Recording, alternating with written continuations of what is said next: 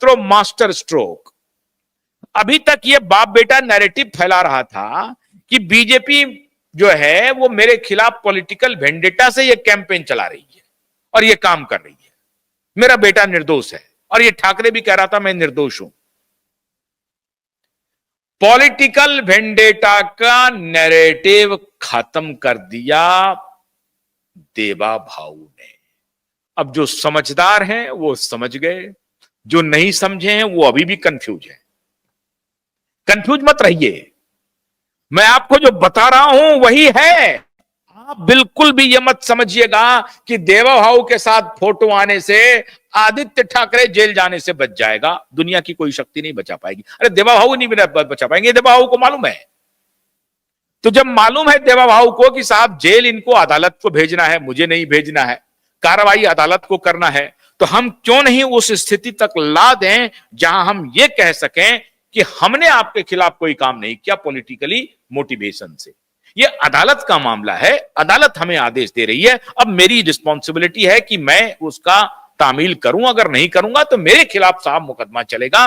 और तब ये दोनों बाप बेटा कहेंगे हाँ भाई देवा भाऊ ने तो हमें बहुत मदद की यार, मैं क्या कर सकता हूं, ये मेरा प्रारब्ध है, मेरा कर्म ही ऐसा है जो मेरा पीछा नहीं छोड़ेगा, मैं क्या कर सकता हूं।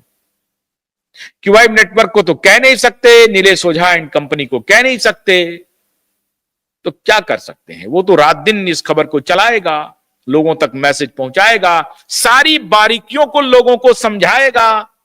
लोग हतोत्साहित होने लगेंगे तो हौसला देगा कि परेशान मत होइए, घबराइए मत, 20 साल तक भी अगर यह मुकदमा चलेगा तो चलाऊंगा, लेकिन उसे जेल भेजूंगा। अगर इसने पाप किया है तो उसको पाप की सजा काटनी पड़ेगी। लेकिन ये पॉलिटिकल मामला जो है, ये लोग अपना स्कोर सेट करके चलते हैं, इसलिए आप बिल्कुल मत घबराइए। देवा भाऊ के कह देने से कि नहीं नहीं आप मेरे तरफ आ जाइए, आप फोटो खिंचवा लेने से कि अब कुछ नहीं होगा, बहुत सारे लोग आ जाएंगे, नहीं नहीं अब तो कुछ नहीं होगा, सरकार ही मिल गई। अरे सरकार तो बड़े बड़े लोगों को बचाती है, बड़े बड़े लोगों को बचाना चाहती है, बची क्या? नहीं बची। बड़े बड़े लोग, मैं बताता हूं आपको, भारत सरकार के डिप्टी होम मिनिस्टर का बेटा, टेनी का बेटा, उत्तर प्रदेश में जब उसके खिलाफ एफआईआर हुआ तो होम मिनिस्टर अपने बेटे को नहीं बचा सके। तो इसीलिए कानून पर आप भरोसा रखिए और न्याय व्यवस्था पर भरोसा रखिए। बस देवा भाऊ इस पूरे प्रकरण को न्याय व्यवस्था का मामला मानने तक कॉर्नर करने की स्थिति में थे। और जब आप देखते होंगे बैडमिंटन या टेनिस जब आप खेलते हैं, जब वॉली चलता है इधर से उधर से, तो या क्रिकेट में देखते होंगे कि बैट्समैन जो है वो बॉलर को थकाता है। ऐसा बॉलर होता है जो बहुत अटैक करने वाला होता है, बार बार बाउंसर फेंकता है, तो वो क्या करता है, बैट्समैन डक कर जाता है, बाउंसर फेंका डक कर गया, या बहुत आया वो कोशिश, और बाउंसर इसलिए मारा जाता है कि वो गलती करे, वो हुक करने की स्थिति में बैट्समैन आए और हुक करे, और हुक करने की स्थिति में कहीं कोई किनारा लगे और बॉल इधर उधर चले जाए और कैच आउट हो जाए, ये उनका इंटेंशन होता है। और बैट्समैन जो बड़े चतुर होते हैं वो क्या करते हैं, वो चूंकि बाउंसर मारने में बॉलर को ताकत लगानी पड़ती है, तो जो स्मार्ट बैट्समैन होते हैं वो और धैर्य के साथ उनके ताकत को और एग्जॉस्ट करवाते हैं, वो और तेजी से बाउंसर मारता है, तो बैट्समैन डक कर जाता है और गुस्साता है बॉलर, फिर बाउंसर मारता है, फिर भी वो डक कर जाता है। तो जो पेशेंस के साथ बैट्समैन खेलते रहता है वो बॉलर को थका देता है। अब बैट्समैन को तो थकने की बहुत ज्यादा है नहीं, वो बस धीरे धीरे अपने पोस्चरिंग खाली ठीक करते रहता है, वो सिर्फ पोस्चर बदलते रहता है। अब देवा भाऊ उसी बैट्समैन की भूमिका में है, इनको थकाया, पहले गाली गलौज करवा लिया, फिर फंसाने, इधर करने उधर करने, नीलेश ओझा के खिलाफ षड्यंत्र करो, सतीश साल्यान के खिलाफ षड्यंत्र करो, मीडिया को मैनेज करो, दलाल पत्रकारों को दो, डेट बढ़वाओ, इधर करो उधर करो, सारे तिकड़म कर लिए। अब सारा तिकड़म इनका फेल हो गया।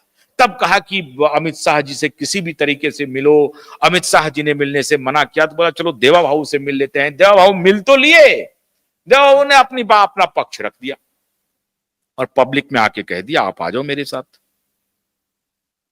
अब देवा भाऊ क्या इतने बेवकूफ है, देवा भाऊ को मालूम नहीं है कि इनका कोई पॉलिटिकल स्टेक नहीं है और गाली हमको सुनना अलग पड़ेगा। लेकिन पॉलिटिक्स है, कुछ राज को चलते रहने देना चाहिए। तो देवा भाऊ ये चाहते हैं कि साहब इस केस में मैं 3 में नहीं हूं, 13 में नहीं हूं, 1-2 हियरिंग के बाद में क्या करूंगा, मेरे पास कोई ऑप्शन नहीं है। तो अदालत के इसको कंप्लाई करना ही पड़ेगा। 16 जुलाई टल गया ना, फिर जो दूसरा डेट आएगा तब क्या होगा। और 2-3 डेट अगर इसी तरीके से जाता रहा तो फिर रजिस्ट्री के खिलाफ एक्शन होने की बात हो जाएगी। अभी तो पब्लिक प्रोसिक्यूटर के खिलाफ एक्शन होने की बात है, रिट लगा हुआ है, पब्लिक प्रोसिक्यूटर के खिलाफ रिट लगा हुआ है कि उन्होंने कैसे साइन किया है शैलेंद्र नगर करके रिप्लाई पे। तो हमने तो चारों तरफ से चक्रव्यूह घेर दिया है, दूसरी तरफ से देवा भाऊ ने अपना चक्रव्यूह बना लिया है जिसके जाल में फंस गए हैं ठाकरे। अब ठाकरे पॉलिटिकल वेंडेटा का नैरेटिव पब्लिक में नहीं दे सकते हैं कि नहीं नहीं ये राजनीतिक रूप से मुझे फंसाया जा रहा है। तो जनता पूछेगी तो फिर ये जो फोटो खिंचवाने के लिए आप गए थे, क्यों गए थे? ऐसा तो कोई लगता नहीं है कि देवेंद्र फडणवीस आपको फंसाना चाहते हैं। भाई देवेंद्र फडणवीस तो आपके खिलाफ कोई एक्शन कर ही नहीं रहा है, एफआईआर नहीं रजिस्टर कर रहा है, पुलिस आपको अरेस्ट नहीं कर रही है, तो पॉलिटिकल वेंडेटा कहां है? समझ गए बात को आप? पता चला? आप ही पूछेंगे कि भाई देवेंद्र फडणवीस तो आपके खिलाफ एफआईआर कर ही नहीं रहा, पुलिस आपके दरवाजे पर भेज ही नहीं रहा, दिशा सालियान के पिता बेचारे दर दर की ठोकर खा रहे हैं, उसको पूछ ही नहीं रहा, तो पॉलिटिकल वेंडेटा कहां है? वो तो आपके दोस्त हैं, वो तो आपसे दोस्ती निर्वाह कर रहे हैं। राजनीतिक बदले की भावना से देवेंद्र फडणवीस तो काम कर ही नहीं रहे हैं, तो फिर आप ये आरोप उनके ऊपर क्यों लगा रहे हैं? जनता ये मान गई कि देवा भाऊ राजनीतिक प्रतिद्वंदिता से काम नहीं कर रहे हैं और जो कुछ भी मामला होगा वो अदालत का मामला होगा। और देवा भाऊ ने कह दिया कि आपने जो एफिडेविट दिया है वो खुद आपने जान का जंजाल भर लिया है, इसका जवाब मेरे पास नहीं है, मैं जितना कर सकता हूं मैंने किया। अब राजनीतिक प्रतिद्वंदिता की बात का नैरेटिव खत्म।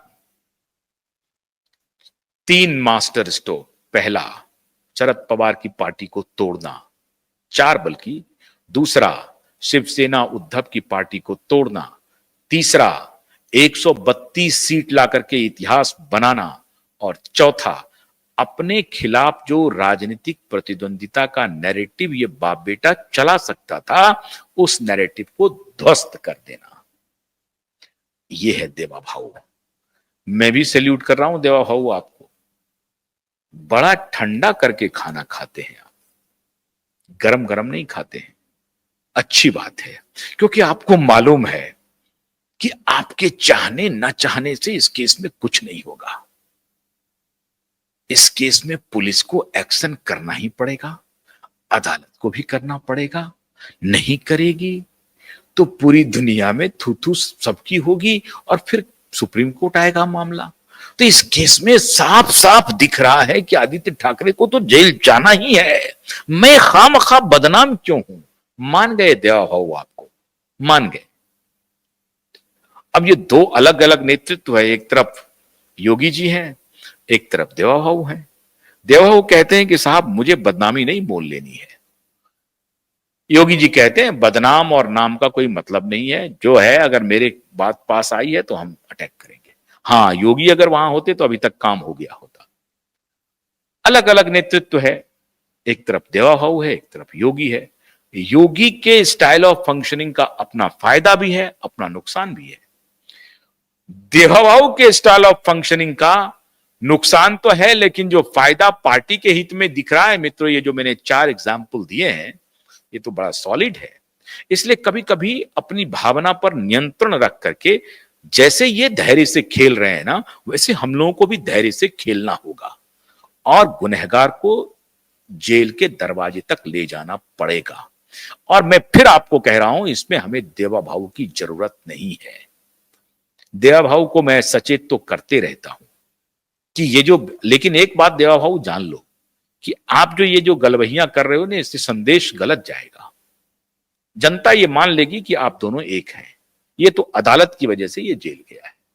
आप संतुष्ट कर रहे हैं दो बाप बेटा को, करोड़ों की आबादी को संतुष्ट नहीं कर रहे हैं। खैर, अब ये असंतुष्टि का आरोप लेकर के आप क्या करना चाहते हैं, आपको मुबारक हो, लेकिन राज सामने आ गया है, खुल गया है, बेपर्दा है मामला, बिल्कुल घबराने की जरूरत नहीं है। नया डेट मिलने वाला है, तारीख बस कुछ ही दिन की बात है। बहुत बहुत शुक्रिया, नमस्कार।